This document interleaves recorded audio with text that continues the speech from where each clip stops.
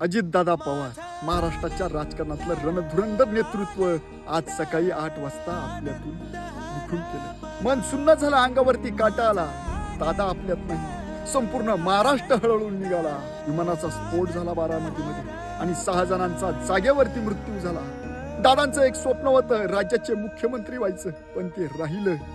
याची खेद आणि याचं दुःख संपूर्ण महाराष्ट्राला कायमस्वरूपी असेल. शेतकऱ्याच्या बांधावरती जाऊन समस्या सोडवणार, शेतकऱ्यांच्या हितासाठी लागेल ते करणार, असं नेतृत्व अजितदादांचं होतं. सकाळी 6 वाजता उठून कामाला जाणारा एकमेव राजकारणी आणि राजकारणी नेता म्हणजे अजितदादा. अतिशय रणधुरंदर नेता होता.